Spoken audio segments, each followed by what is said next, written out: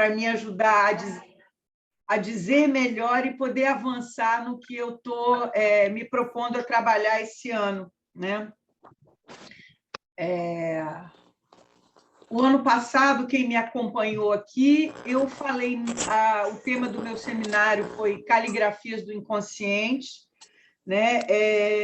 Eu me ocupei muito em transformar o que eu pude recolher, né? Os efeitos que eu pude recolher da minha experiência de passe, num discurso que pudesse ser transmissível, né? Eu tentei articular com os conceitos da psicanálise o que foi essa minha experiência de passe, o que é essa passagem de analisando a analista, o que seria aquilo que o Lacan chama, né, de uma conversão ética que se dá nessa passagem, que visa ao nascimento, essa conversão ética que produz o nascimento do desejo do analista, né?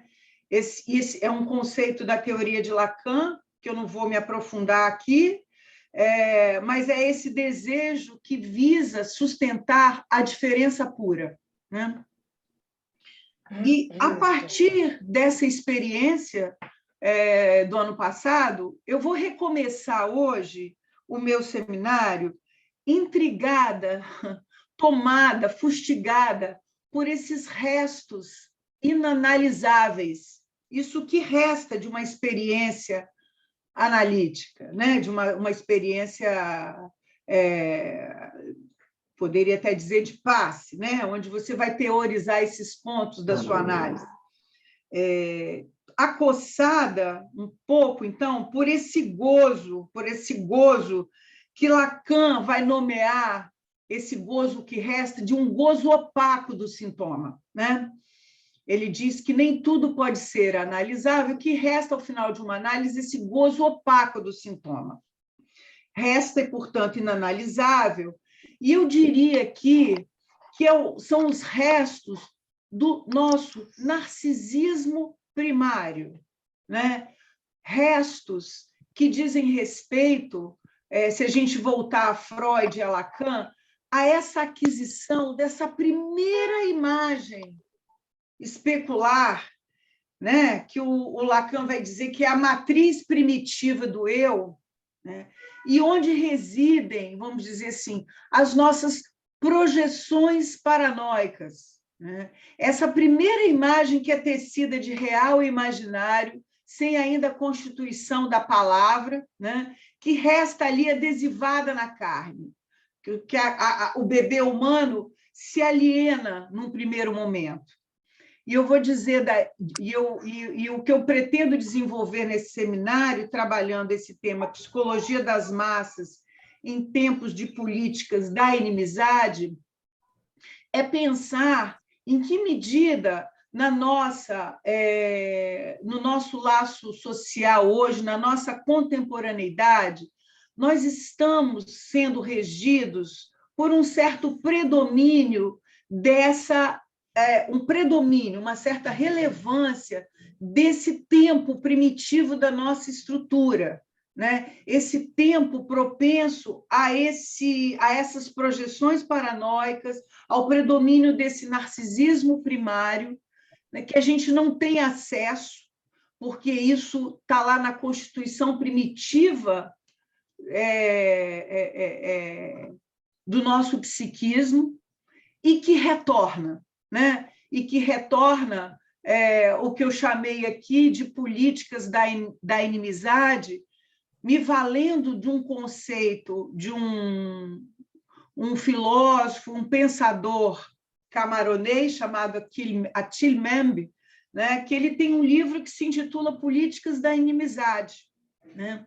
Eu achei muito interessante esse Políticas da Inimizade, porque, em alguma medida, o que nós temos vivido no laço social é a lógica de que o outro é o meu inimigo, e é próprio desse narcisismo primário. O outro não é o meu adversário com quem eu vou me emprestar ao diálogo. Ele é paranoicamente tomado pelo eu como esse inimigo, né? ao longo do meu seminário, eu vou trabalhar um pouco mais esse texto do Achille Mbembe, né? Porque a tese principal dele é mostrar que aquilo que foi expulso, vamos dizer assim, do laço social,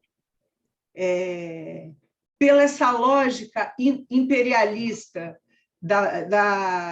dos colonizadores indo, digamos assim, colonizar pequenos países da África, da América Central, quer dizer, a Europa, de colonização de tomando esses países como pequenas colônias, eles nada mais exerciam fora do campo ali do berço da democracia da Europa, eles iam segregar as suas políticas de inimizade, de ódio, né? E ele vai mostrar como que isso retornou no seio da democracia, no seio do berço do iluminismo, né? Isso que foi colocado fora retorna, num dado momento, como as experiências totalitaristas e fascistas que a Europa viveu, né? Reeditando um pouco aquilo que o Lacan, tomando de empréstimo da teoria de Marcel Mauss, nos diz que aquilo que não é simbolizado e é excluído, expurgado, foracluído da estrutura, retorna num determinado momento. Então, a barbárie que foi tecida nas colônias, as experiências de segregação, de crueldade, né, nessa política imperialista da colonização, isso retorna, num dado momento, na Europa, como práticas de barbárie. Então, políticas da inimizade aí é a própria reedição desse ponto do narcisismo primário, que eu estou dizendo que eu estou recomeçando hoje o meu seminário. E olha que coisa curiosa, recomeçando a partir disso que resta inanalisável, desse gozo opaco do sintoma. Quer dizer, que uma análise ela pode nos permitir ficarmos mais advertidos contra esse ponto, mas não nos deixa imune, né? Porque, mesmo no interior, no espaço da comunidade analítica, é esse ódio primitivo que eu estou tentando localizar nesse ponto do narcisismo primário, isso implode nas escolas de psicanálise, isso retorna, né? E esse é também um ponto paradoxal, como Lacan nos diz, né? Porque aí ele também vai colocar a origem, a raiz da nossa agressividade.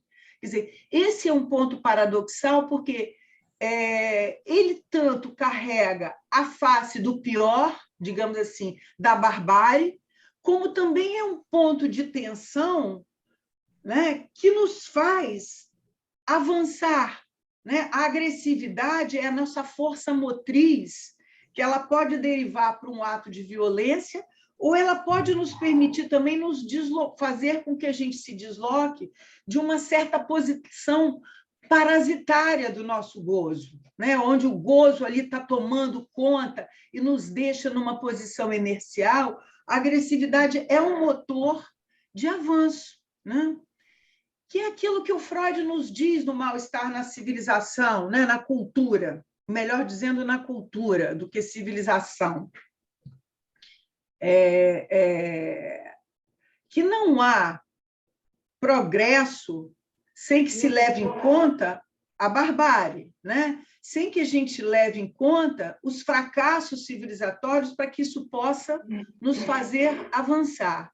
Então, nós vamos trabalhar ao longo, eu pretendo trabalhar em torno desse ano, como esse ponto de tensão originária, que é a raiz do pior, raiz do nosso narcisismo primário, ele arvora, né, em práticas, digamos assim, até fascistas, né, que brotam no interior da nossa democracia, como brotam também na nossa vida privada, né? Brotam com o pior, mas se a gente pode fazer alguma leitura disso, nós podemos dar um passo à frente, né? Um passo à frente, entendendo que esse passo à frente não é caminhar numa certa linearidade, é caminhar com descontinuidades, né? Bom, então eu disse que eu estou recomeçando intrigada por esses restos, né, inanalisáveis, que faz parte dessa matriz primitiva do eu, né, que o Freud chamava de Urbild primitiva do eu, esse ponto primordial. E eu hoje quero poder mostrar a vocês o quanto que falar um pouco dessa matriz, desse espaço psíquico, né, que é totalmente diferente do espaço, como nos diz Lacan, do espaço estético transcendental, da lógica transcendental kantiana, né? Onde o objeto e o sujeito estão dados a priori, né? Na estética transcendental, você tem um objeto e um sujeito que estão dados a priori e que você vai produzir conhecimento sobre esse objeto. Na psicanálise, não. No espaço psíquico do falar-ser, como diz Lacan, o objeto e o sujeito são pura evanescência, pura falta, né? Então, nessa matriz primitiva do eu, ou melhor dizendo, não vou dizer matriz primitiva, eu vou dizer matriz primordial, né? E isso é muito importante de marcar para que a gente entenda que no campo da psicanálise não há essa passagem direta de uma posição naturista para a cultura, né? Não existe, portanto, no sujeito uma energia primitiva, uma libido primitiva que vai ser, digamos assim, entre aspas, domesticada pela cultura, pelo simbólico da cultura. Não. O que existe nos primórdios da constituição do humano é uma falta. Então, nós podemos dizer que, na origem do ser falante, trata-se de uma origem sem começo, como nos diz Nietzsche, né? Eu acho isso muito importante. A nossa origem é uma falta. Nós não podemos falar, e aí eu estou dando um passo lá em Psicologia das Massas e Análise do Eu, onde Freud está tentando entender, né? Primeiro ele diz que a nossa psicologia individual é correlata ao que se passa na psicologia das massas, né? Ele vai dizer ali, primeiro ele diz isso, e segundo ele está muito interessado nas pesquisas de um médico, historiador e sociólogo francês de nome Gustave Le Bon, né? Que ele faz uma análise descritiva muito interessante sobre os fenômenos de grupo, fazendo uma correlação com a psicologia individual, né? Mas ele diz uma coisa ali de cara que ele vai dizer que existe no ser humano uma força primitiva que vai sofrer uma coerção da cultura, das leis da cultura, né? E Freud, logo de cara ali nesse texto, ele vai dizer, olha, não existe essa passagem dessa força primitiva, a libido não é a passagem dessa força primitiva para a cultura, né? O inconsciente nasce, a experiência do inconsciente nasce do recalque, de uma falta que é originária, né? Falta que é decorrente da posição de desamparo do filhote do humano, que ele precisa de um outro, né? Que pode ser qualquer um, desde que não seja um qualquer, que encarne as referências da cultura num determinado tempo e que acolha o filhote do humano. Então, diante dessa falta, dessa origem sem começo, né? É preciso que um outro aí acolha para que nasça a libido, né? E o Freud vai ser muito rigoroso em Psicologia das Massas ao dizer que a palavra libido, do alemão Liebe, é amor. Amor. Tá? Portanto, a libido só nasce da relação desse corpo, né, dessa carne humana, com esse outro que lhe apresenta o significante. Lhe apresenta o significante. Quando os significantes do outro tocam a carne humana, você fala em nascimento da libido, ou da pulsão, né? Ou da pulsão. Então, eu estou falando já um pouco dessa matriz primitiva do eu, né? Voltando um pouco ao meu encaminhamento, que é onde vai nascer, vai se depositar esse primeiro narcisismo primário, e que eu estou dizendo que esse narcisismo primário, fonte das projeções paranoicas, tem tomado um certo predomínio no laço social, através dessas políticas de inimizade. O outro, o outro sou eu, o eu sou o outro, né? E esse outro é o meu inimigo. Ele não é o meu adversário, que é mediado pelo simbólico. É o meu inimigo a quem eu tenho que destruir, eu tenho que segregar, eu tenho que matar, né? De preferência. Que é o que está de alguma forma, está no imaginário do laço social. Pessoal, eu vou lá nessa questão da estrutura psíquica e vou no laço social eu vou fazer um laicar. Se ficar alguma coisa confusa, vocês interrompam, que eu vou esclarecendo. Até aí está tudo bem? Está dando para acompanhar? Então, vamos lá. Renata, pois não. Olha só, você está falando do narcisismo primário e fazendo aproximação aí com essa visão paranoica, né, do outro como inimigo. Você vai falar, essa evolução, ela vai... se a gente for pensar no narcisismo secundário, como é que seria, né, essa troca? Porque aí o objeto já entra, né, de uma forma diferenciada, né? Então, você vai falar sobre isso? Eu vou desenvolver, mas eu tô batendo nesse ponto do narcisismo primário, porque esse ponto da constituição psíquica é o que alimenta os fenômenos da massa indistinta, onde desaparece as diferenças, as singularidades. Uhum. Se a gente pula para o campo do narcisismo secundário, nós já estamos entrando com alguma mediação do simbólico, da palavra. Laço, né? Já tem laço social aí. Já tem algum laço social. Você não está mais totalmente referido ao campo do super-eu e do eu. Você já tem um inconsciente linguagem, mas eu quero ir devagar, porque esses elementos são muito difíceis. Eu acho muito difícil. A cada vez que eu leio, minha cabeça sai fumaça. Então, eu imagino, assim, nesse diálogo com a gente, as coisas vão se... Eu vou tentar mastigar bastante isso. Né? É a raiz do transitivismo também que eu vou falar. Né? Ok, obrigada. Tá? Então, eu disse que as projeções paranoicas são esses afetos que estão no centro hoje de nossa sociedade, alimentando as políticas da inimizade. Próprio, e que também é próprio às práticas fascistas, né? Que emergem nos seios da nossa democracia.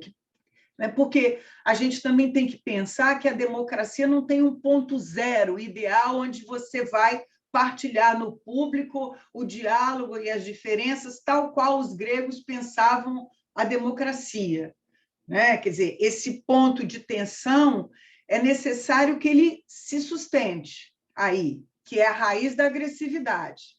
Que isso tanto descamba para a barbárie, quanto como para o lado de uma agressividade que nos faz avançar, desde que a gente tome o outro como nosso adversário. Bom, eu digo assim, neste topos psíquico da urbilde primitiva do eu, né, que não é o espaço euclidiano, portanto, não tem a ver com um dentro e um fora, né? E é por isso que Freud falou que a vida privada funda a vida pública, não há privado sem público, né? É que se encontra o inabitual, a nossa inquietante estranheza, né? A nossa estranheza que a gente coloca lá no projeta lá no semelhante. A razão de existir dessa inquietante estranheza diz respeito ao que é mais próximo de nós e que nós projetamos no semelhante. E por isso que ela é inquietante, porque ela retorna de fora como um estranhamento, né?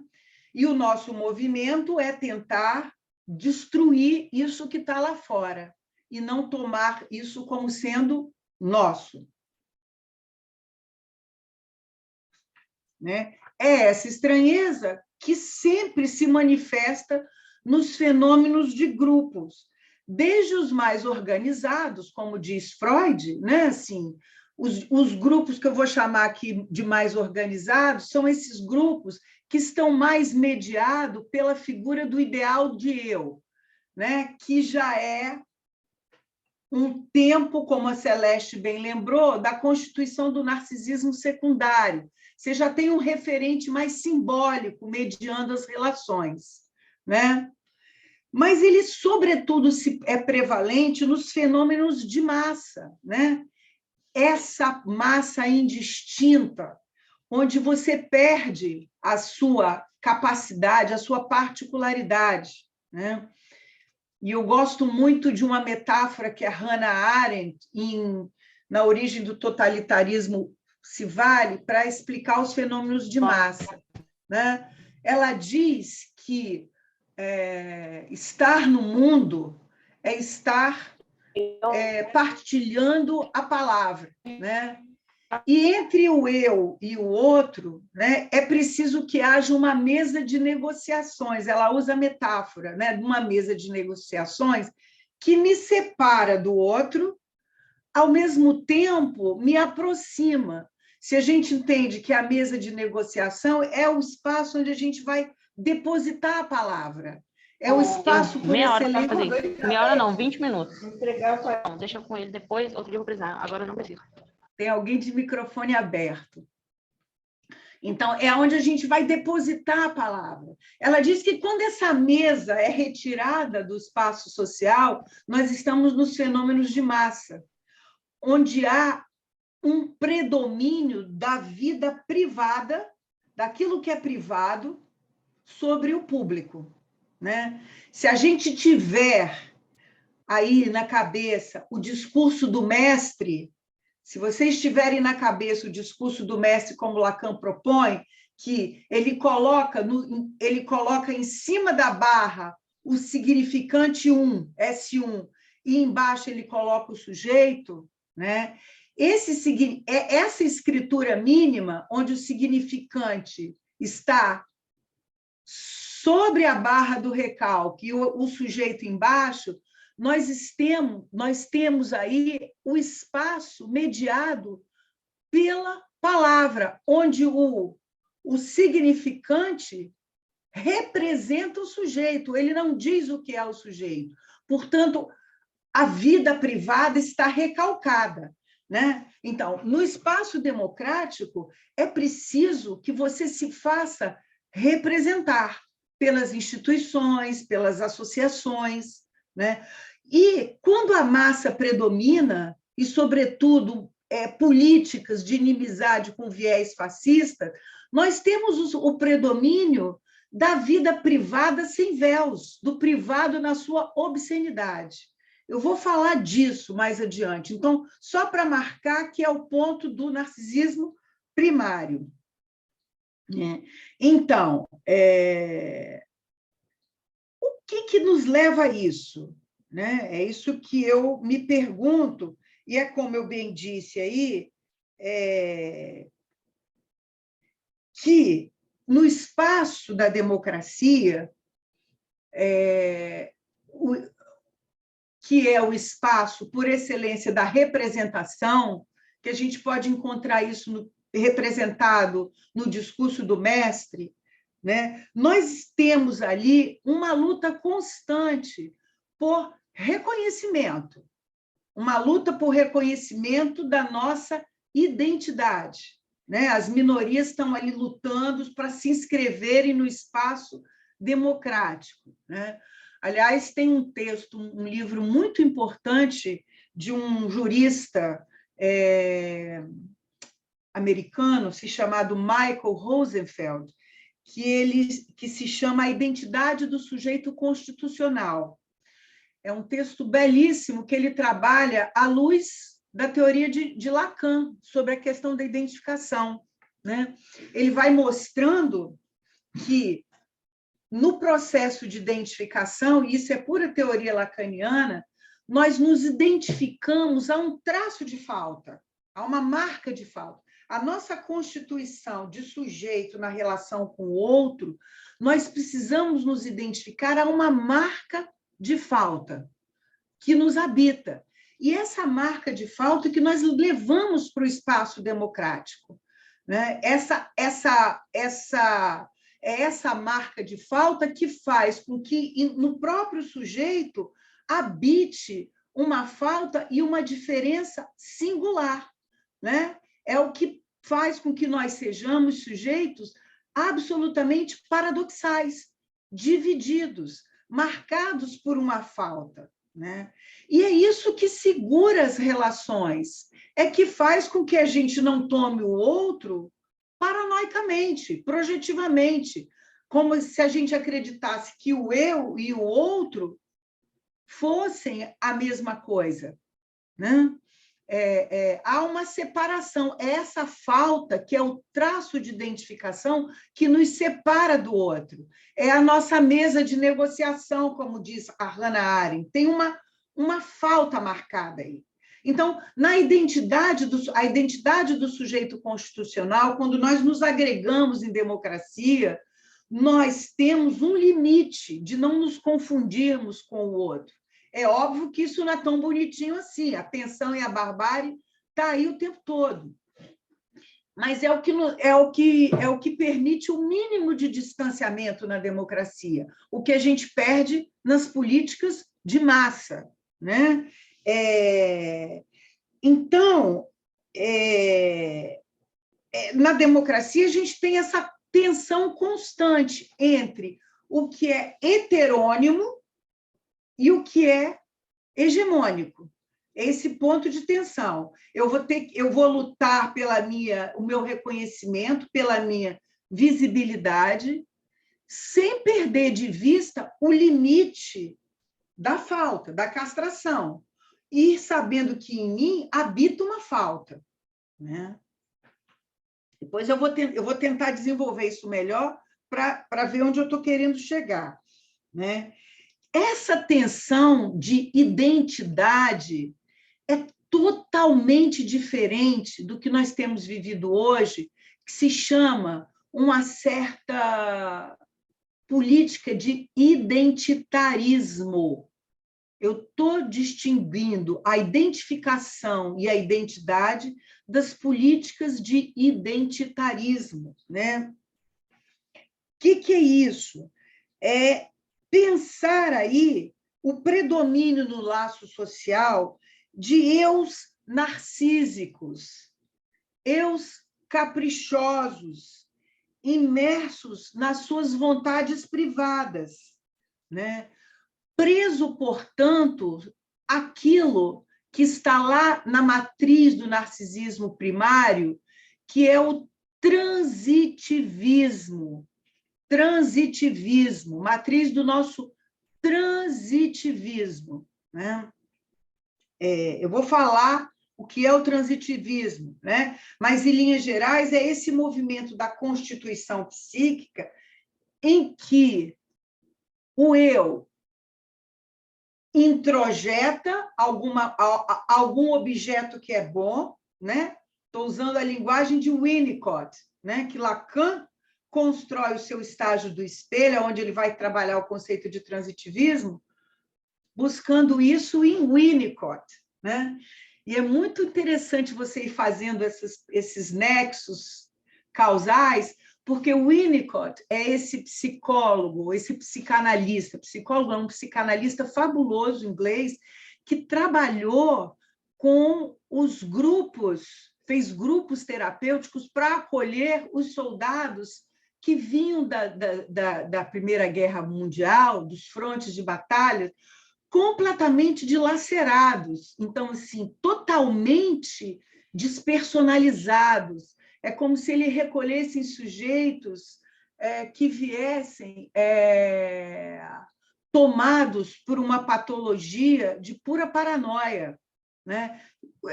Se a gente pudesse dizer assim, tomando o outro totalmente como inimigo, imersos nas paixões da raiva e do horror, do ódio, e que ele faz todo um trabalho de reconstrução ali por esses grupos terapêuticos, de onde Lacan foi também se apropriar do conceito de cartel. É bom a gente lembrar disso, que Lacan extrai a noção de trabalho em cartel a respeito dessas experiências de grupos de Winnicott, né? Então, assim...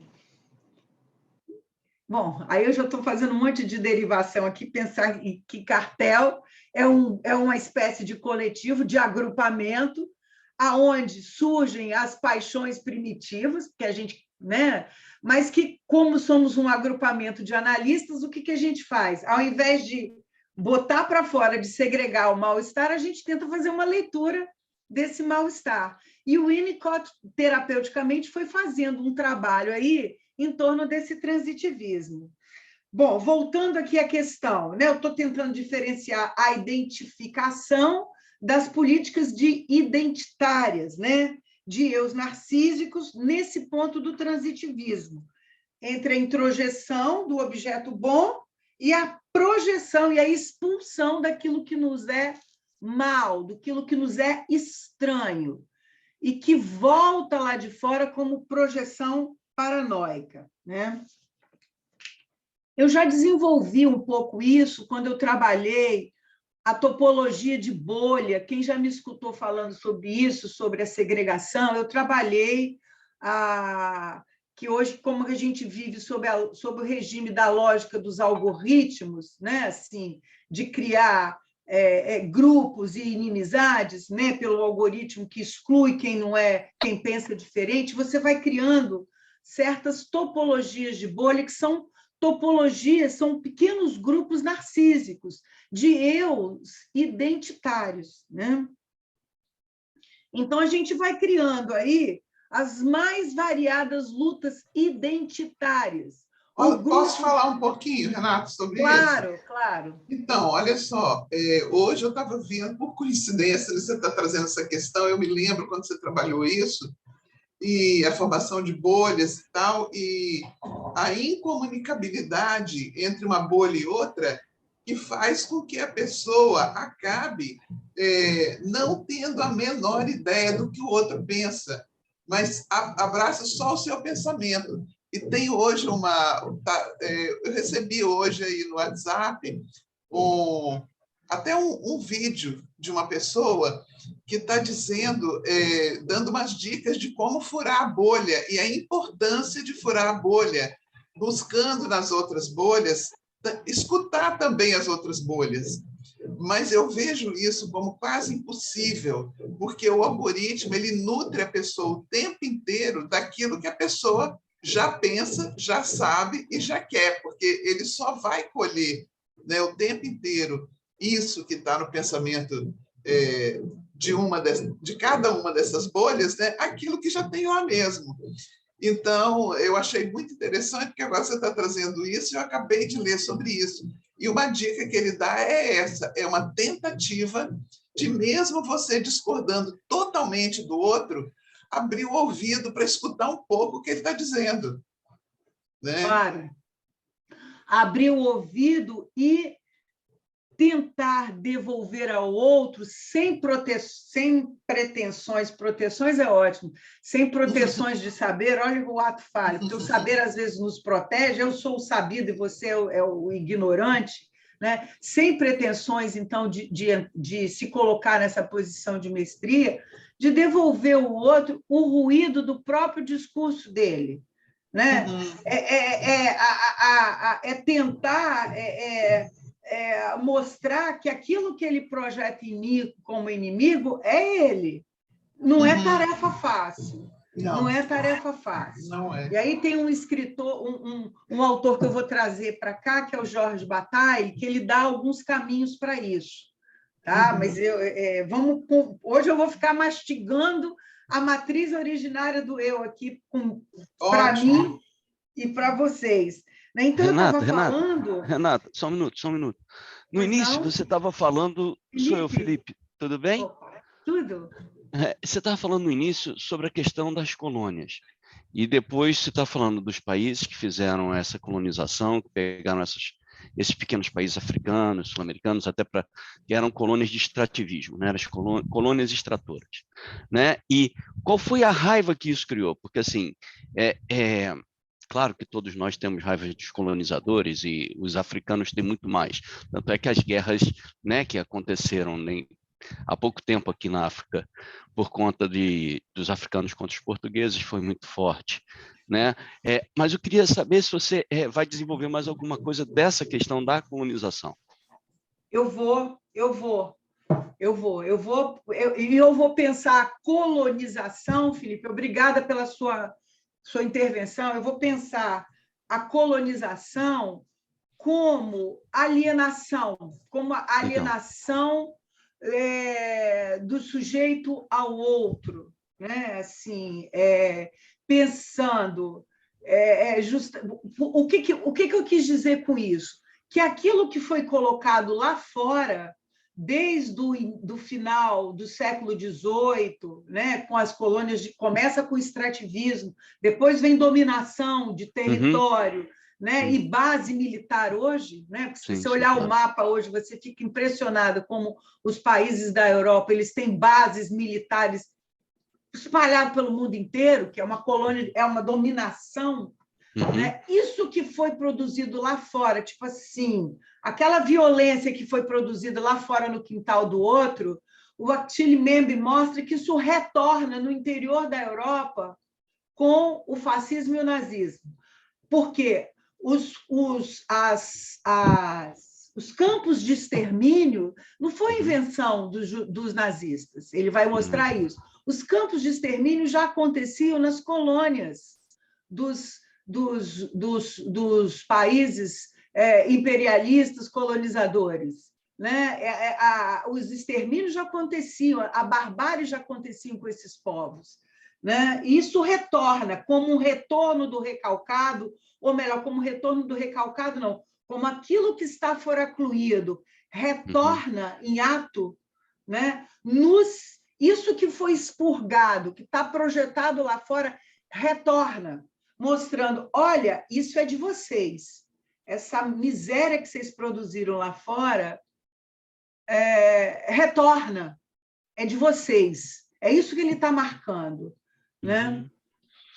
E aí entraria como Heimlich, alguma coisa num Heimlich? Um Heimlich.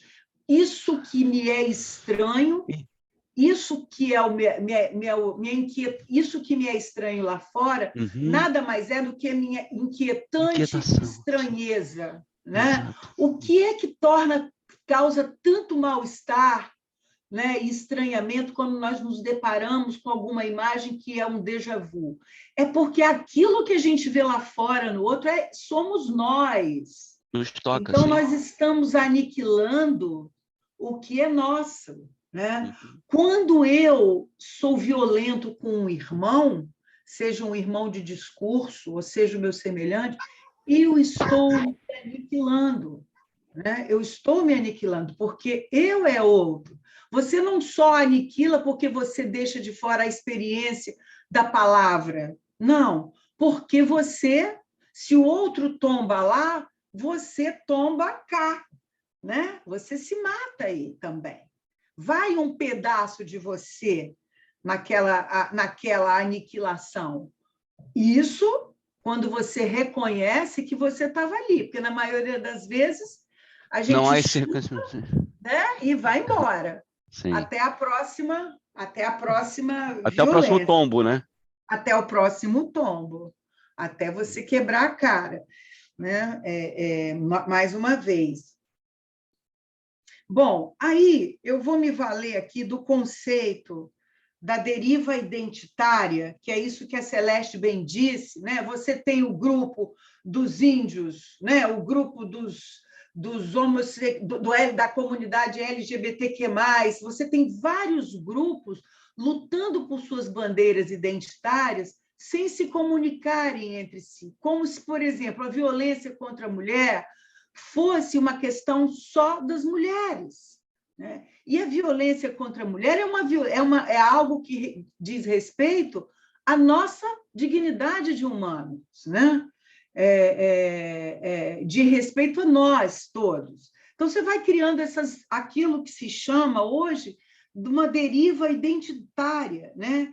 Como a Elizabeth Roudinesco nos diz no livro dela, O Eu Soberano, um livro que eu estou gostando muito de ler, ela diz que a deriva identitária é se definir unicamente por um marcador particular, né? E aí eu vou dizer, né? Sem o ancoramento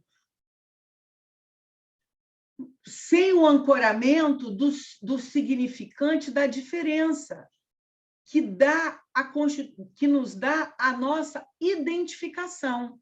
É aquilo que eu falei, o significante da diferença nos permite identificar com um traço de falta. O que é o significante da diferença tal qual Lacan nos apresenta? Ele vai dizer que A é diferente de A, né? O que é isso? Eu estava discutindo isso há pouco no cartel. O que é a primazia da identificação ao traço de diferença ou ao traçunário? É quando eu digo que o avesso de dia não é noite, mas que o avesso de dia é não dia, né?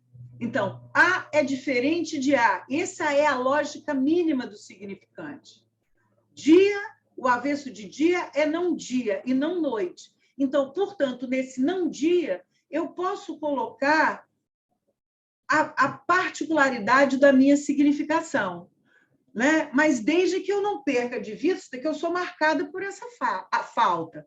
Porque nas políticas de deriva identitária, é como se essa falta tivesse inflada de eu e de narcisismo. É como se o narcisismo do eu estivesse sobrecarregado de eu sou isso, eu sou aquilo, eu sou negro, eu sou índio, eu sou branco.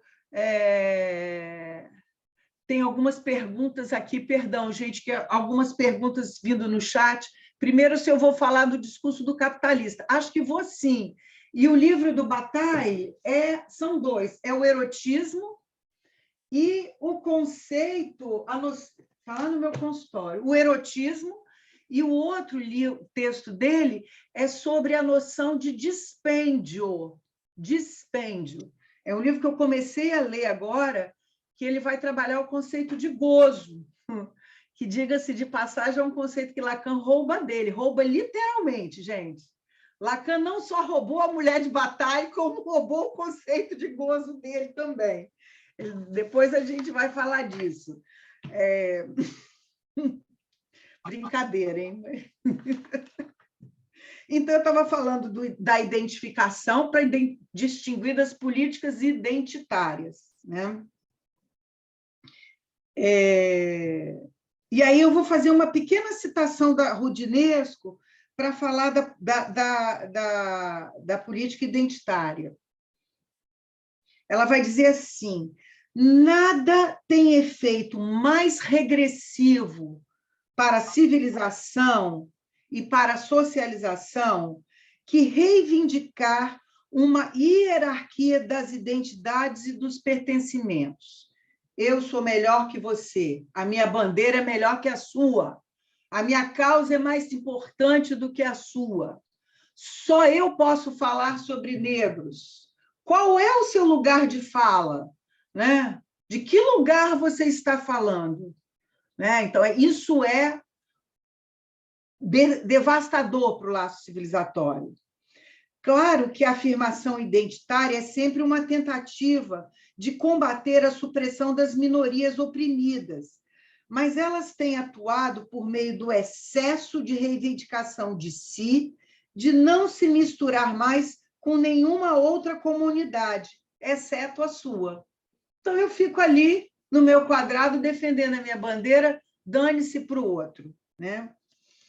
Que, na democracia, é preciso que essa identificação ao traço, Nário, de alguma forma, esteja prevalecendo, né? Que as diferenças discursivas, se a gente quiser dizer com Lacan, lá nas fórmulas quânticas da sexuação, masculino, né? O campo do fálico, o campo dos significantes, e o campo do feminino, que é o campo do não todo fálico, que é o campo da falta, eles têm que conviver ali discursivamente como pontos de tensão, né? Por isso que a gente não pode pensar a psicanálise fora do seio das democracias, né? Por isso que a psicanálise, o fascismo e o totalitarismo entram por uma porta, e a psicanálise é a primeira da fila a ser expurgada, junto com os intelectuais, com as minorias. Não tem lugar para a psicanálise. Ela só tem lugar nessa diferença aí, masculino e feminino. Pois não? Então, só assim, para não ficar muito distante do momento que você falou, você disse do livro, a noção de dispêndio, a parte maldita do Bataille, né? Você falou um livro sobre dispêndio, né? A noção de despesa, né? Ele vai mostrar o que a humanidade faz com esse excedente, isso que resta da relação com o trabalho, né? Ou com o nosso fazer coletivo, o nosso fazer civilizatório. O que se faz? Aí pode aparecer a guerra também, ele vai dizer isso. Mas eu estou antecipando. Obrigada, Celeste, porque me deu um branco com Tudo bem. O título do... Se alguém quiser anotar, né, já está aí. Bom, eu vou falar agora, então, um pouco sobre a raiz da agressividade dentro da constituição do psiquismo. Tá? Eu vou pedir licença para usar um pouco da teoria de Lacan. E é muito interessante que eu fui reler o texto de Lacan, Agressividade em Psicanálise, né? Até tomada por uma questão do texto de uma discussão que surgiu na escola lacaniana a respeito do conceito de libido, se a libido, se o conceito de libido que Freud propõe ali não é um conceito evolucionista, essa passagem do primitivo à cultura, como se houvesse uma libido que fosse anterior à entrada do sujeito na cultura, né? E eu acho que não é nada disso que o Freud está dizendo ali, né? Ele está fazendo, inclusive, uma crítica ao Le Bon a respeito disso. Ele está tentando marcar que, é isso que eu falei, que só há libido a partir da entrada do encontro da carne humana com o significante. Nada em psicanálise se passa que não seja pela maquinaria da linguagem. Não existe outro corpo senão um corpo marcado pelo significante. E é só aí que a libido nasce. Por isso que ele vai recuperar a etimologia da palavra libido, que é amor. Tá? E aí o Lacan, lá em Agressividade em Psicanálise, vai dizer assim, olha, na vida existe uma tensão originária que é a agressividade. E como é que a gente tem notícia disso? Ele vai dizer, através da transferência negativa, né? O que ele está chamando ainda lá em Agressividade em Psicanálise, um texto de 48, de transferência negativa. É quando o ódio emerge naquilo que é o amor de transferência, né? Aquilo que emerge no amor de transferência. Aí você vê o ponto inercial de uma análise. É aí que uma análise, na minha opinião, de fato, começa a acontecer, porque você vai ter que decantar esse gozo violento, primitivo, né? E transformá-lo numa experiência analítica em um artifício de escrita, como Lacan diz lá no Seminário do Sintoma, transformar o gozo parasitário em artifício de escrita. Você vai escrever algo, porque isso aí você não pode dizer nada. Você tem que escrever aí, eu estou até aproximando ao inventar algo com esse resto, desse ódio primordial. Então, esse ódio... E ele vai dizer uma coisa bonita, ele falou assim, é por isso que Freud nunca se arrogou a posição de sábio de tirar o outro do seu sofrimento psíquico. Porque, em outras palavras, ninguém tira ninguém do seu sofrimento psíquico, a não ser o próprio sujeito, né? Tá? Nem tudo Freud explica, né? Tem um ponto onde a gente tem que inventar. Ninguém salva ninguém de si mesmo. Ele tá dizendo isso, né? Renato, aí, um ponto. Renato, só desculpa. Voltando de novo gente, lá, eu vou me são 3. Desculpe, vai dar meio-dia aí. Uma pergunta só. Você estava falando de novo do Seminário 23, e isso, então, é o que Joyce tenta fazer quando ele reinventa o gaélico? Até a Celeste outro dia estava falando disso, não foi, Celeste? Quando você estava na tua leitura falando dessa reinvenção lá do Joyce. Né? Quando ele vai lá no Finnegan's Wake, e aonde ele tenta reinventar essa língua dele, é isso? É esse ir além? A gente pode fazer uma aproximação. Se a gente tem... Oi? Renata, 5 para meio-dia. Eu acabei de ver aqui, Fernandinha, vou fechar para a gente discutir. Felipe, sim, você só segura essa questão aí para a gente voltar na discussão. Eu vou pedir mais uns minutinhos só para eu trabalhar essa questão. Eu estava falando da identificação, como identificação a marca da falta, e o identitarismo, que é uma espécie de inflação desse buraco, desse vazio, como se aí houvesse um excesso de narcisismo, né? E aí, sobre o transitivismo, né?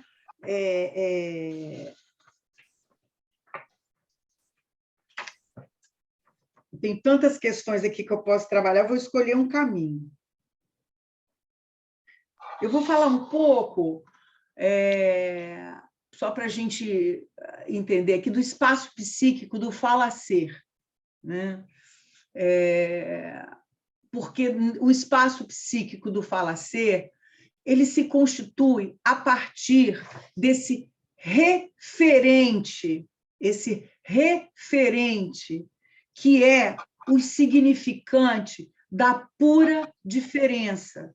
É isso que o sujeito, né, que o eu, na relação com esse outro, com essa alteridade, né, ele captura como um traço de falta e ele subverte o seu espaço psíquico. Ele vai construir aí um espaço que é um espaço marcado pela topologia möbiana. Fernanda, coloca para mim as gravuras aí, que eu vou desenvolver isso a partir das gravuras da topologia, né? Então, eu diria que o espaço do falacer, ele é topológico e deforma essas noções de espaço. Coloca para mim primeiro a faixa bota a figura da pulsão primeiro. Só para...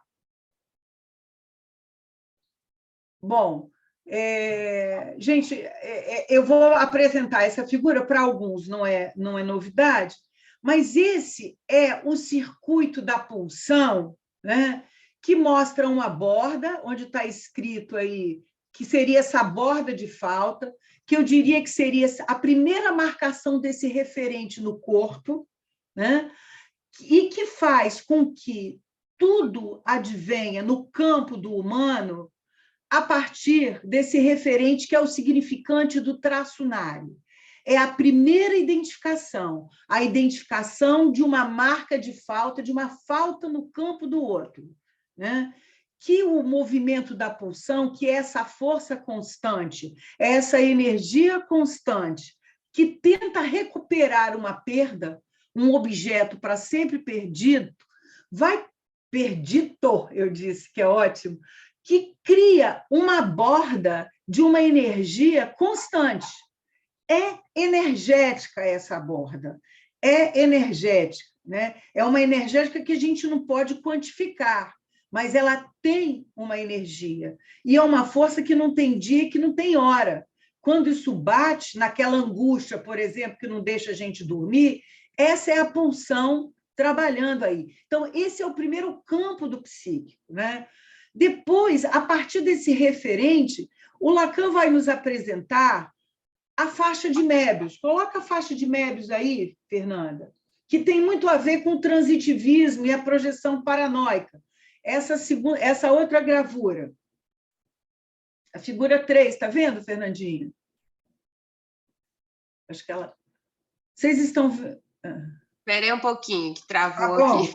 tá bom.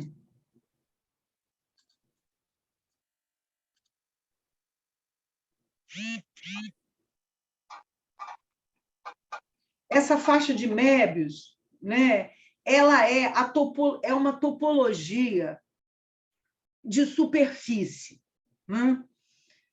Gente, se eu não conseguir desenvolver todo o raciocínio disso, eu volto na outra aula, para a gente no nosso próximo encontro, para eu poder a gente debater. Mas essa faixa de Möbius, ela Fernanda, coloca de novo, por favor. Ela é uma topologia de superfície, eu vou dizer por quê, aonde o sujeito caminha nessa faixa, né, sem saber muito bem o que é dentro e o que é fora.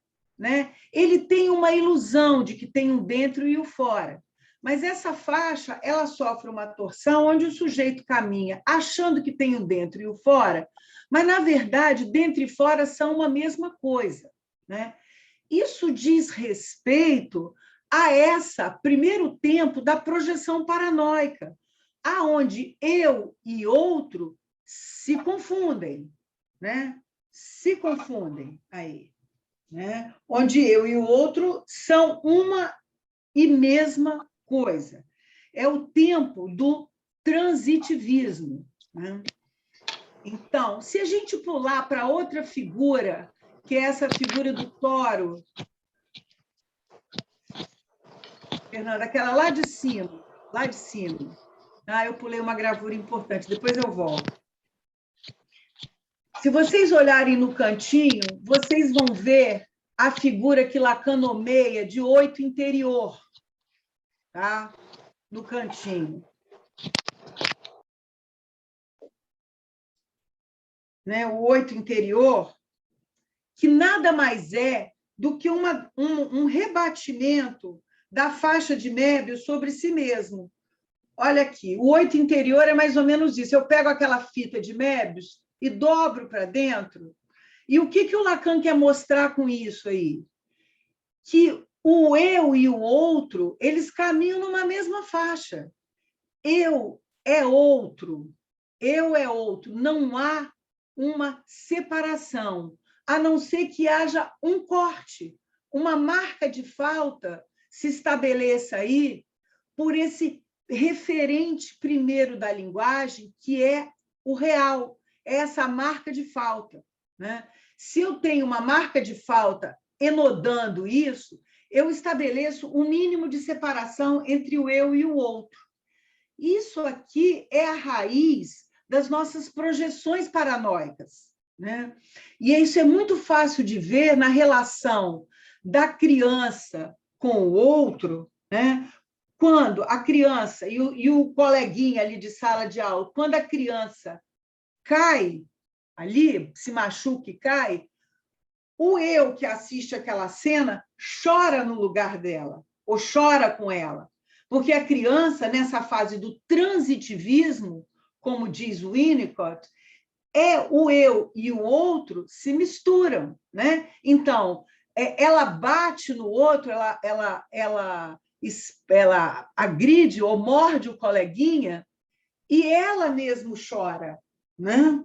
Ou quando alguém já deve ter passado por essa experiência, crianças muito pequenas em que os pais se ausentam por uma viagem, quando os pais retornam, a criança chora, a criança estranha. Né? O que é isso? Esses pais se ausentaram desse espaço psíquico primitivo que é a criança, vivencia, e quando eles retornam, esse outro vem como estranho, a criança chora, ela não reconhece, porque é como se ela e a mãe estivessem numa solução de continuidade, nessa faixa de Mébius. E aí, na medida em que isso se rompe, a mãe desaparece, e quando ela volta, a criança sofre uma espécie de estranhamento com esse outro. Então, esse é o espaço psíquico do falante da projeção paranoica. Se esse traçunário introduz para o sujeito essa marca de falta, raiz da identificação primordial, não se marca estabelecendo uma certa separação, nós estamos no predomínio das políticas identitárias, nós estamos no predomínio das projeções paranoicas, né? Era isso que eu queria mostrar através desse espaço psíquico, né? E o Lacan vai dizer uma coisa muito interessante lá no seminário Os Problemas Cruciais da Parapsicanálise, né? Ele vai dizer que tudo na vida do sujeito que se constitui no campo da linguagem passa por esse referente que é o referente do real.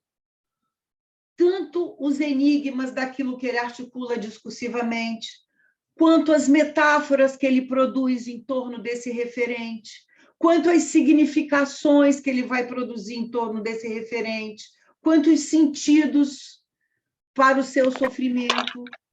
É por isso que não há um sujeito igual ao outro, né? Por mais que você veja afinidades, identificações sintomáticas, cada sujeito caminha tendo em vista a marca desse referente, né? E ele vai usar um exemplo muito interessante para a gente poder entender. Ele fala assim: imagine uma pauta musical, né?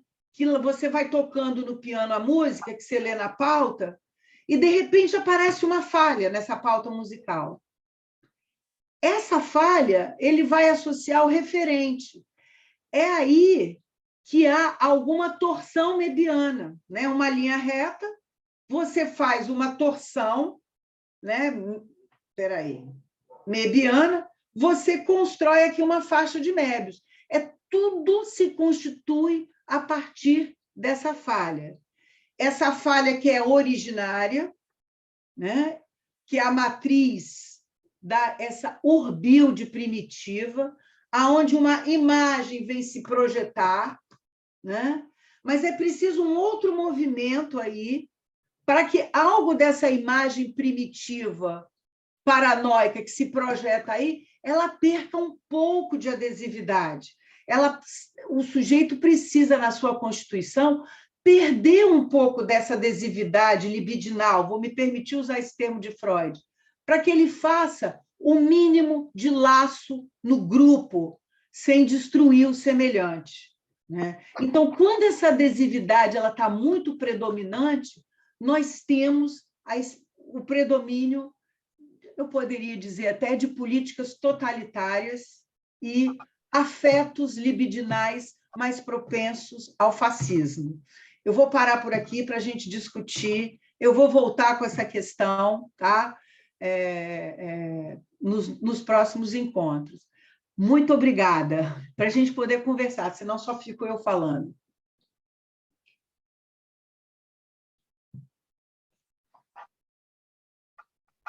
Tem algumas perguntas no chat. Renata? Pois não? Só para pegar, Felipe, de novo, só para pegar o último ponto que você estava falando da música, do pianista quando ele está na pauta e está lendo, né, a pauta e tem uma falha, os jazzistas diriam que isso é o jazz, é o ponto que eles têm para improvisar, né? Que vai de acordo com o que a gente estava falando do Joyce ainda há pouco, dessa escrita, desse ir além, né? Desse se permitir ir além, inventar algo dentro daquela falha.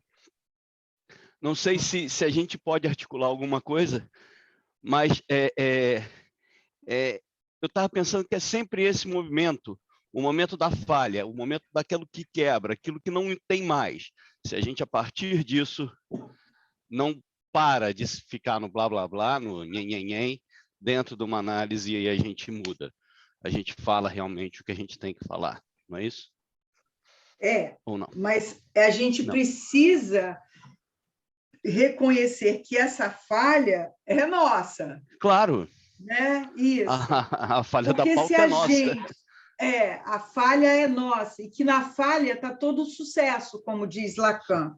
Agora, isso é muito bonitinho na teoria, mas não é tarefa fácil, né? É por isso que a gente vê nas comunidades analíticas também o retorno da barbárie, vamos dizer assim, o retorno do ódio, né? É aí Em que vem qualquer o ódio, lugar, né?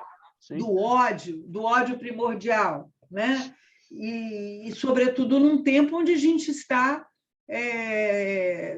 vamos dizer assim, vivendo um certo predomínio dessas políticas de ódio ou políticas de inimizade, como o Attila Mbisivali, né? Porque, assim, não basta só ter a falha, é preciso reconhecer aquilo que lhe cabe e você poder fazer com isso, né? E isso é uma tarefa Árdua. insistente, né? No laço civilizatório, né? Principalmente se a gente entende que não há nenhuma sociedade, nenhuma cultura que esteja ao abrigo da violência, né? A gente tem que trabalhar ali o tempo todo nesse ponto de tensão com a cultura, com a arte, com o diálogo, para tentar Quebrar isso, né? Quebrar essa cultura do ódio. Como a reduzir, Celeste disse ainda há pouco, entrar na outra bolha, né? entrar Permear, né? Fazer com que a é, gente consiga entrar um pouco na outra bolha, na permear outra isso, bolha. escutar o outro, não é isso, Celeste? Sim, e aí, quando a gente está falando em Joyce, ele fez isso o tempo inteiro. Era uma luta, uma luta, uma luta. Né? Não tem uma obra do Joyce que se assemelhe à outra. A cada obra, ele queria que o novo comparecesse, que aparecesse alguma coisa que não fosse o mesmo, né? Porque a repetição é que é a complicação, né?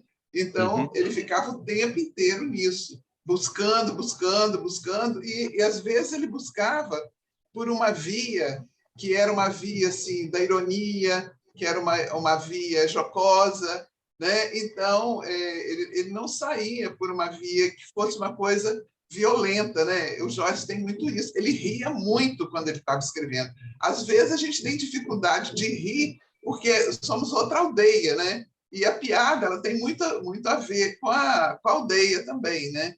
Mas assim, isso para mim, sabe? Você vai vendo, né? Depois de Ulisses, ele traz Finnegan's Wake, né? Que é praticamente ilegível, né? Então, mas está lá, né? Está lá essa tentativa, né? E com isso ele modificou completamente a literatura ocidental, né? A modernidade está aí. Enfim. Renata, eu queria fazer uma questão. Você falou que a psicanálise só existe onde há diferença. E no mundo atual, né, onde a diferença é mal vista, né? Você falar em diferença é quase você ser conservadora, retrógrada. Assim, como falar dessa diferença sem causar o mal-estar, porque é isso que acaba causando, assim, né? Como é que você vê isso? Eu vou pegar um pouco o gancho que a Celeste trouxe, porque eu estava me perguntando assim, como você falou assim, a piada às vezes faz parte da paróquia, né?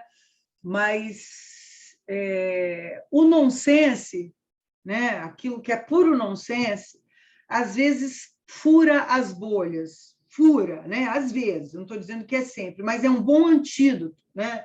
O nonsense, o humor, a ironia, né? Porque você às vezes está imerso num ponto de tensão, né? de um discurso violento e odiento, quando você vem com uma fala que absolutamente tem nada a ver com aquilo que está sendo colocado ali, eu estou reduzindo um pouco o conceito de nonsense, porque nonsense é equívoco, mas você traz alguma coisa que caminha na contramão daquilo que é o sentido predominantemente do ódio, isso fura a bolha, né? Isso esvazia uma tensão, né? O próprio ruído, um mal entendido, né?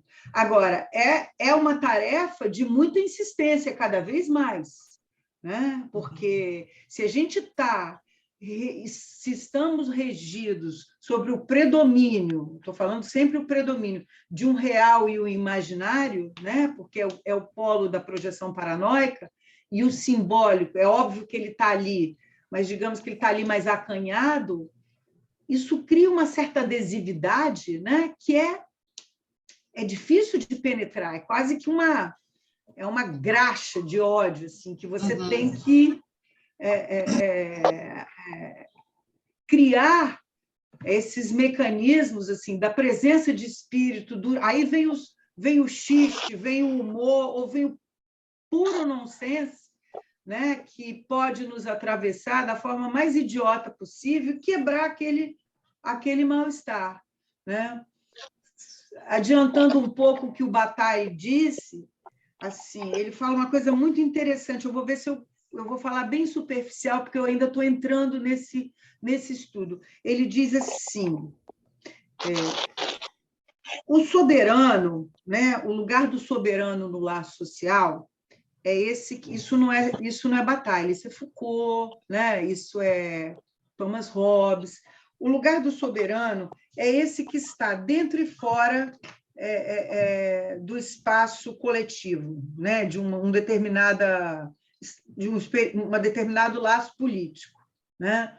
Ele é esse que vai adestrar os corpos, aí entra todo aquele conceito de Foucault de biopolítica dos corpos, adestrar os corpos, mas quando esse soberano vai adestrar os corpos, uma pequena parte, uma pequena margem de liberdade, né, os súditos não oferecem, não entregam totalmente para o soberano, né? A gente é adestrado pela biopolítica, mas a gente tem lá a nossa margem de liberdade, uma pequena margem que o soberano não engole.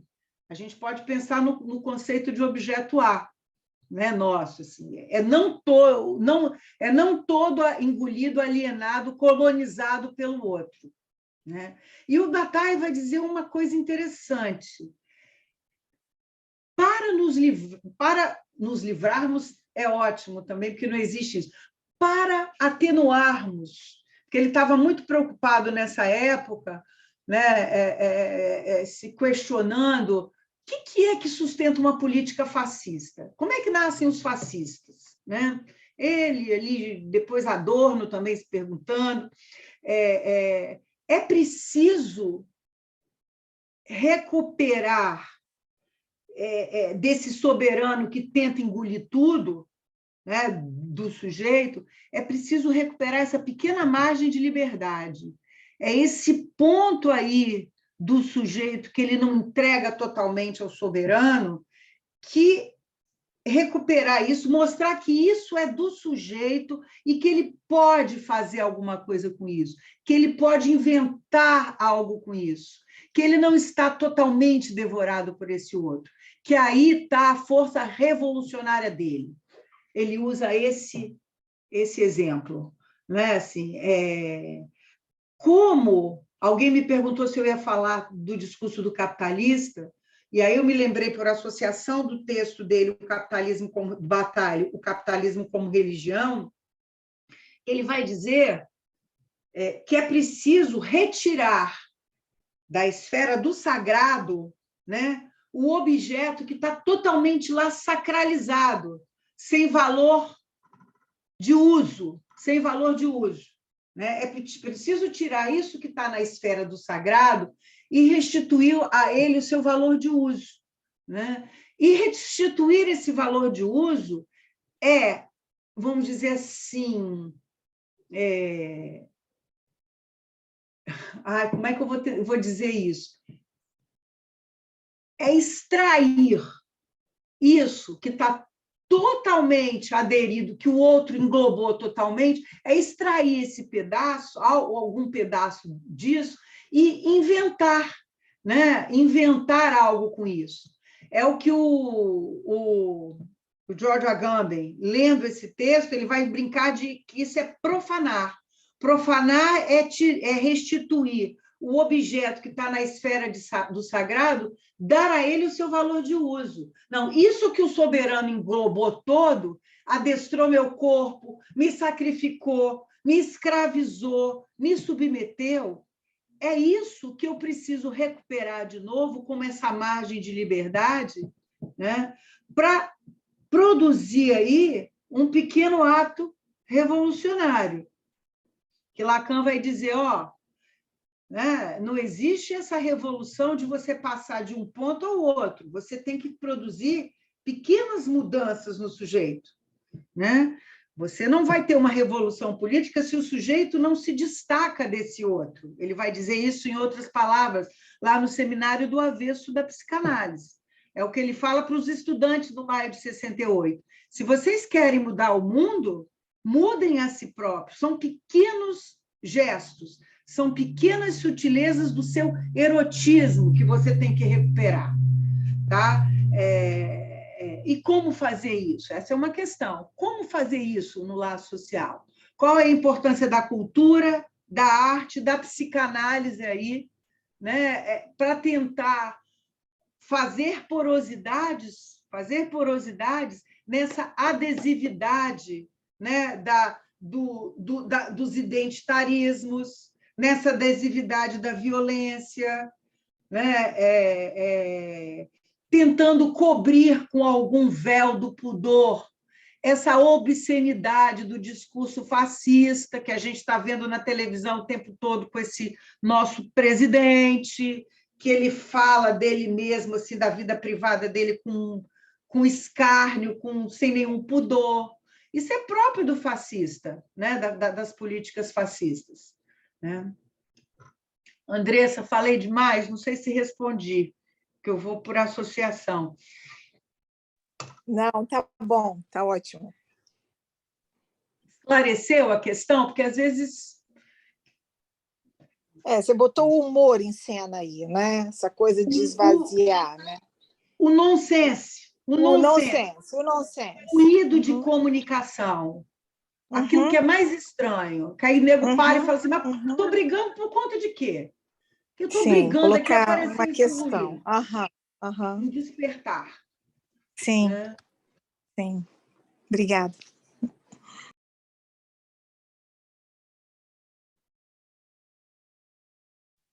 Mas esse nonsense pode causar também essa raiva, né? Pensei pra caramba no que você estava falando no Oscar. Uma piada idiota, né? Que pegou a mulher do Will Smith e o cara levantou e foi a via de fato. Uma coisa... Renata, tem uma pessoa com a mão levantada. Oh, tá? Perdão a todos. Eu não estou vendo, desculpa também. É a Camila. É a Camila. Não, por favor. Ei, Camila. Ei, Renata, quando você fala sobre identitarismo, me sobre veio... o quê? Eu fiquei com a palavra identitarismo. Isso. Esse outro lugar de fala, porque hoje em dia, quando a gente fala em bolhas, vem muito um discurso sobre lugares de fala. Então, se você não está na bolha, logo você não pode falar sobre a bolha. E aí, o quanto isso tem a ver com esse ponto persecutório que você trouxe, assim? Porque quando você trouxe isso, que eu achei sensacional a palavra, que eu até então não tinha ouvido o conceito, esse ponto em que você elimina o diferente, né? Quando só os iguais podem falar sobre aquilo. É exatamente isso. Eu gosto sempre de pegar a figura do oito interior. Eu não sei se vocês estão vendo aí, quer dizer, isso aqui é uma linha única. Quando você dobra assim, né, se você não tem o ponto do corte ou do enodamento aqui pelo referente, né, que é o simbólico, que a gente pode pensar também no significante falo, o S1 para o sujeito, eu e o outro é a mesma coisa. Entende? É uma linha única. Eu é o outro. Eu é o outro. Então, se o outro falou alguma coisa que eu não gostei, eu acho que é para mim, né? E eu vou lá e pá, dou um tapa na cara dele, né? Assim, se a gente for pegar essa cena do Oscar que alguém lembrou, que o Felipe lembrou, né? Que é verdade. O real, se bem que as piadas do Oscar são bem de mau gosto, cá para nós, né, Felipe? O humor norte-americano, assim, né? Esse stand-up não tem que eles humor fazem nenhum, da própria cultura. Humor o que eu no estava falando um pouco da aldeia, né, Renato? Sim. Tem isso também, né? Mas, assim, eu acho que degrada até o significante humor, como Freud trabalha no texto dele sobre o humor, que se aproxima do nonsense. Se você quebra o super-eu, né? Quebra o predomínio do super-eu, né? Sobre o eu. Né? Porque quando você está na projeção paranoica, o que está operando? O super-eu e o eu. O eu completamente vassalo do super-eu, das exigências do super-eu, o inconsciente está fora. Aí vem o nonsense e o xiste, quebra. Ufa, quebrou um pouco. Né? Então, ali, naquela cena, sei lá se vale a pena falar daquela cena do Oscar, porque o real, o nonsense... Agora eu fiquei com uma pergunta. Será que a gente pode equivaler real a nonsense? Uma pergunta que eu estou me fazendo agora. Por que eu estou fazendo essa pergunta para mim, dividindo aqui com vocês? Lacan diz que o real ele produz o seu próprio desconhecimento, não é isso? Então, assim, diante do real, você entope de sentido imaginário, né? Ou diante daquela angústia ali que o Will Smith tomou ao pé da letra para ele, ele vai lá e passa o ato e esbofeteia o outro, igual criança. Exato. Né? Transitivismo infantil. Mas aquilo também, se a gente para ler, porque tudo a gente tem que parar para ler, eu fiquei me perguntando se aquilo também não era uma bofetada na cara da academia, do Oscar ali, sabe? Que faz aquele monte de piada sem graça, e tudo é politicamente correto, eu não posso falar mal de A, de B, de C. Aí ele vai lá e esculhamba à noite, sabe? Faz assim, sei lá, é uma leitura boba minha, não sei, mas ele, tipo assim, ele bagunça com aquele cenário arrumadinho e dá uma bufetada na cara de todo mundo. Então, voltando à questão, o real produz o seu próprio desconhecimento. Será que o nonsense, ele não é algo que toca, nossa, eu não sei como falar isso, o campo do simbólico, o campo do significante, e, portanto, ele é mais propenso a produzir uma elaboração e menos desconhecimento? Não sei se eu posso falar isso, é uma questão. Né? Será que o nonsense não está muito mais próximo do xiste do que, embora eles venham do real, né? Do que o real por excelência? Né? Será que a gente pode falar isso? É uma pergunta que me veio agora. Tem um meme que eu acho muito bom, que é os memes assim, né? Do jeito que a gente está dando com o humor hoje. Que fala bem assim, discutindo com o terraplanista.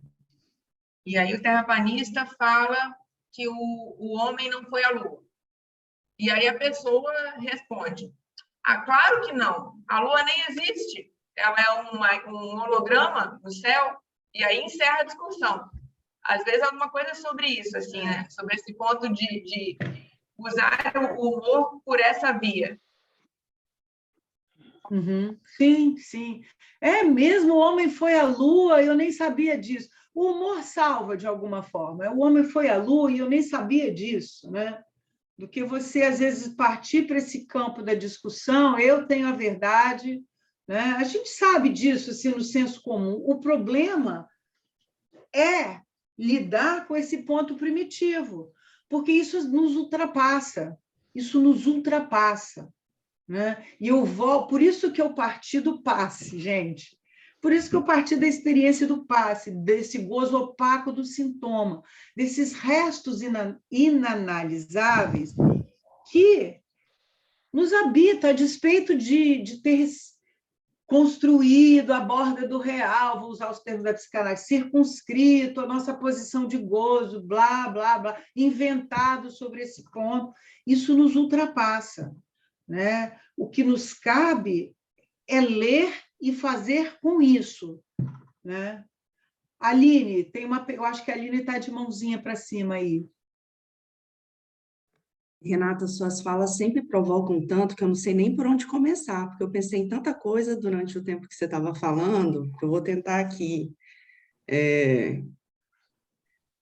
falar. Ótimo, claro.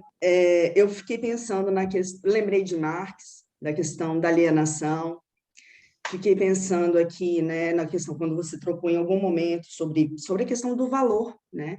Então, de trazer valor. E aí eu fiquei pensando nesse sentido do trabalho, de como que o discurso do capitalista hoje e o discurso neoliberal influenciam, né, nas nossas percepções de educação, de arte, cultura. Então, assim, vai estar tudo meio que conversando aí com o Oscar, com a história da mulher dele, e também de alguns anos atrás, deles terem se manifestado a questão de não ter uma indicação de negros. Então, quando ele dá essa porrada também na academia, e aí eu também pensei nisso, fiquei pensando sobre o lugar de fala, porque quem fala sempre fala de algum lugar. Então, assim, de ter isso claro, né? A gente está falando de algum lugar, a pessoa sempre vai estar falando de algum lugar. Então, ter esse lugar claro, mas que não seja um lugar de cala, né? Porque hoje a gente vê esse lugar de fala virando lugar de cala, mas quem fala sempre fala de algum lugar. Eu pensei mais coisas, gente, porque eu estou aqui tentando costurar aqui, né? E aí, quando você falou da biopolítica, de Foucault, então também eu volto para essa questão desse neoliberalismo e dessas novas relações e desse sofrimento psíquico que a gente vê hoje como uma forma de produção, né?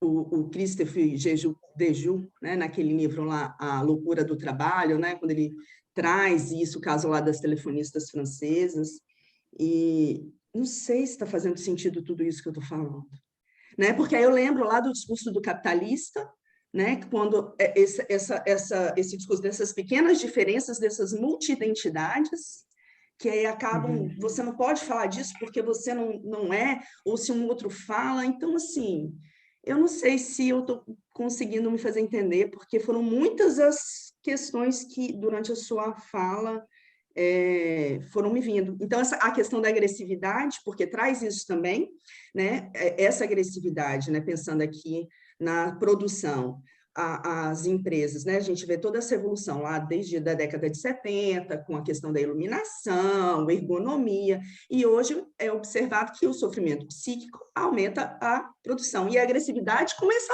mola mesmo, esse motor para fazer mais.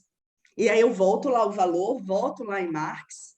Enfim, eu acho que dá para você, que eu gostaria que você me ajudasse a alinhavar esse monte de coisa que está aqui, e mais um tanto que eu não estou me lembrando agora, assim, porque eu pensei em muitas coisas enquanto você falava. Tá, bom, muito obrigada pelas suas questões. Eu fui anotando aqui alguns tópicos. Você falou que pensou em Marx, né? E valor e trabalho, né? E, assim, eu fui um pouco por associação e o discurso neoliberal produzindo aí, se eu entendi bem, assim, sendo catalisador, no meu entender, desses polos paranoicos, né? E por quê? Assim, em primeiro lugar, o Foucault ele foi acho que foi os Estados Unidos, né? E logo, numa das conferências dele, ele logo foi questionado de que lugar ele estava falando, né? Qual é o seu lugar de fala, qual é o seu campo teórico, e ele respondeu alguma coisa muito parecida com o que você disse. Eu falo a partir de mim mesmo. Ele, como um estruturalista, eu falo articulada a meu campo de linguagem, assim, sem circunscrever o seu campo teórico conceitual. Ele falou que ficou de saco cheio dessa perguntinha, né? A questão do trabalho, né, quando você falou em Marx, eu me lembrei que o trabalho no capitalismo produtivo, o trabalho é algo que dava aos sujeitos, dá uma certa identidade, né? Uma identidade, portanto, um lugar no laço social. Quer dizer, a ética protestante do trabalho exige que você se identifique, né? Que você tenha aí uma relação com esse trabalho, que é cronometrada em tempos de tempo, de hora, de produção e de uma perda de gozo. Aquilo que você produz, né, não está à altura daquilo que você perdeu, portanto, você perde mais do que você produz. Então, isso dá uma identidade e produz uma certa perda, né? Quando você toca no discurso neoliberal, que eu não sei falar muito bem disso, mas a etimologia me chama a atenção, porque você está liberado de qualquer sacrifício para obter aquilo que é a sua satisfação imediata, né? O neoliberalismo é isso. Liberdade. Você pode ser o que você bem entender, desde que você siga consumindo, né? E aí o sujeito fica, que é o predomínio do nosso laço hoje mais horizontalizado, sem algumas amarras identificatórias. E como é que ele responde a isso? Com amarras identitárias. Grupos, pequenos grupos, né? Então, isso vai fazendo as bolhas. Eu não me comunico com você. É uma forma desesperada de fazer uma certa identificação de eu, aonde esse referente da falta está muito empalidecido no laço social, digamos assim, né? Que isso, de alguma forma, na ética protestante do trabalho, no capitalismo produtivo, isso, de alguma forma, o sujeito tinha uma identidade com o trabalho e uma perda de gozo muito clara. E ele ia ali, eu vou juntar dinheiro para o final do ano fazer uma viagem. Eu não posso agora, mas no final do ano eu posso. A gente pode associar mais-valia com gozar. Mais-valia com gozar. É um conceito, Lacan diz que ele tira de Marx a mais-valia. E o sintoma também.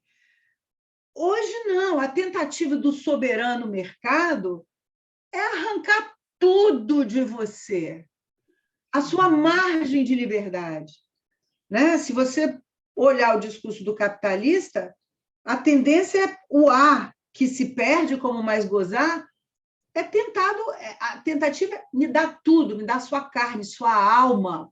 Eu quero saber de tudo. Eu quero ser o CPF, né? CPF na nota, não é assim que nos perguntam? Porque os algoritmos vão te manipular, vão saber se você compra tantos e tantos remédios, se você tem uma doença, se eu posso te contratar. Hoje eu acho que a lei de proteção de dados não está permitindo mais isso. Mas se a gente entender como é que os algoritmos funcionam, é isso, dentro dessa... Eu arranco tudo de você, a sua intimidade, a sua forma mais singular, que estava preservado do soberano mercado, né? Então, eu pego o seu CPF, associo o que você consome ao remédio que você usa e não te contrato, crio um algoritmo e te segrego do trabalho, né? Então, está tudo controlado, está tudo dominado. Renata, parece que você não está vendo a tela toda, mas o Douglas está com a mão levantada. Desculpa, Douglas. Pessoal, eu vou propor o seguinte, da gente fechar a questão do Douglas, porque que horas tem? 12h40. Minha carruagem vai virar a bomba. Ei, Douglas! Deu uma paradinha aqui, eu estava te escutando enquanto fazia meu exercício. Ele travou, eu acho. Oi, Douglas, travou.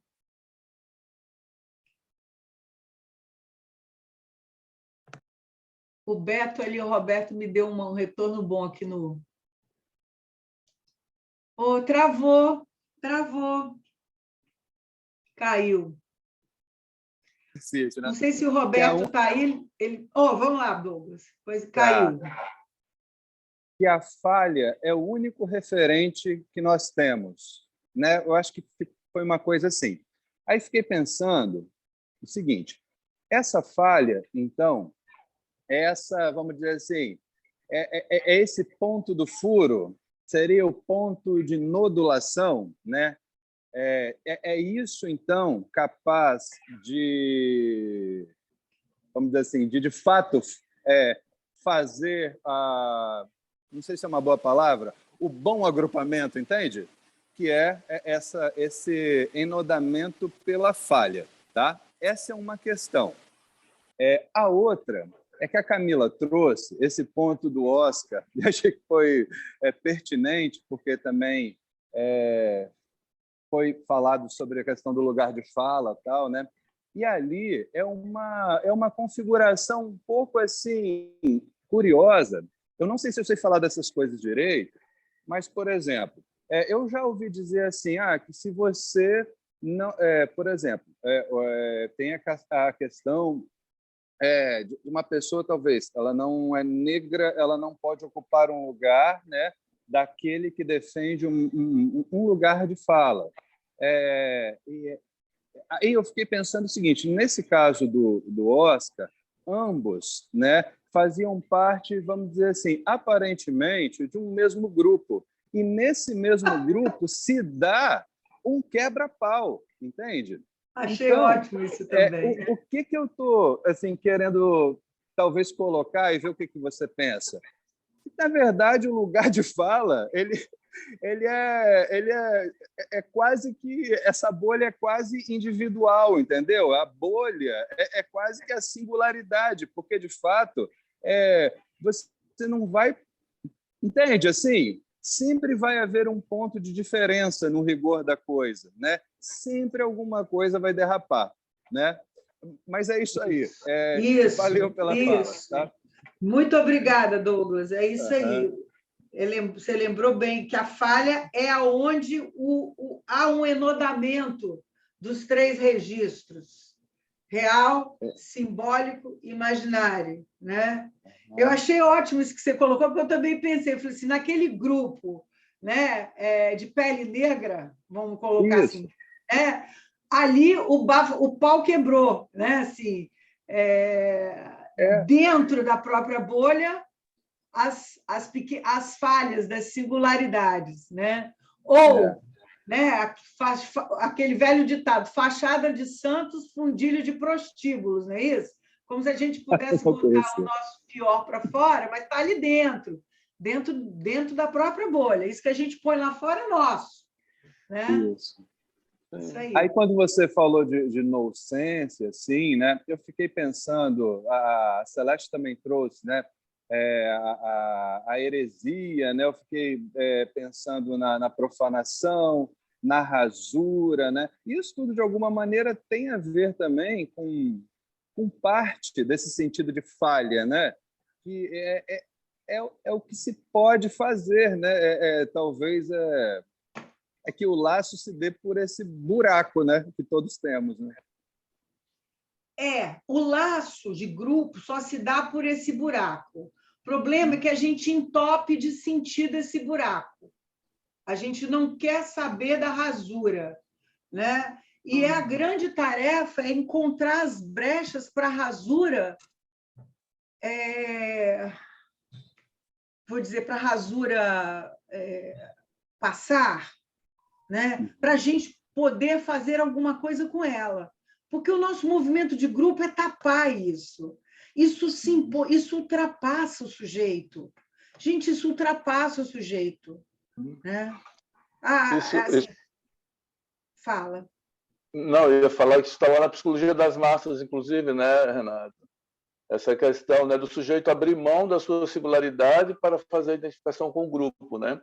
Então, eu entendo também que, ao mesmo tempo, essa diferença que aparece aí no grupo em relação ao outro, eu até coloquei ali do narcisismo das pequenas diferenças, né, em Freud, quando ele fala isso, né, é que essa diferença já é uma diferença singular, já é uma diferença ali singular, só que o sujeito abre mão em algum momento para se identificar a um ideal, a uma cor, né, ele abre mão em algum momento disso. Por isso que nesse exemplo aí que traz do Oscar, né, quer dizer, essa confusão, né, do grupo em relação a uma outra questão, mas dentro do próprio grupo também, né, isso aparece. Aparece, e aí eu queria só fazer menção, já que você tocou em psicologia das massas, realmente abre-se mão de um traço da nossa singularidade, mas é não todo, né? Nos grupos, eu acho que o Freud faz uma distinção em psicologia das massas, o que é a massa, a identificação ao líder, né? E nos grupos, a identificação ao ideal de eu. Porque o ideal do eu é uma instância que você quer ser amado de lá, é evidente, mas é uma instância aonde a falta, há um desfoco, há uma perda de foco na imagem, a dimensão da falha está ali. Então, o sujeito minimamente convive em grupo, numa certa tensão, tem ódio ali, mas sem passar tanto ao ato violento. Eu faço uma distinção de massa para grupo, né? Acho que o grupo, o ideal de eu está minimamente ali equalizando. Você não dá toda a sua margem de liberdade para o outro, você preserva uma particularidade, né? Por isso que se diz que em democracia você tem a heteronomia junto com a homogeneidade, né? E ele fala também, né, Renata, justamente disso também, dessa identificação que é mais verticalizada, que é em relação ao líder, né? E essa que é uma identificação, e a outra identificação também, que é em relação aos próprios membros do grupo, né? Que essa já realmente é uma identificação que não se abre mão de alguma coisa, né? Que é essa da tensão, né? Essa do que, Beto, que eu não entendi? Essa identificação entre os membros do grupo, né? Entre eu e o outro, que é essa identificação aí que tem essa tensão, né? Sim, sim. Na verdade, a figura do líder, o que ela visa? É essa tensão constante aí de identificação entre um e outro. Né? Lógico que todo mundo está voltado para um único ideal, mas todos pensamos iguais, todos pensamos iguais. É por isso que, quando há estouro da boiada, a massa se dissipa facilmente. Né? Mas aí eu escutei tensão, quer dizer, eu acho que é isso, assim, a gente não pode, no que diz respeito ao humano, é o que Lacan diz com muita ironia em Agressividade e Psicanálise, a agressividade é essa tensão primordial, para o pior e para o melhor. Né? Ela nos movimenta e ela nos mortifica. Né? Tudo se passa pelo amor, né? Pela libido.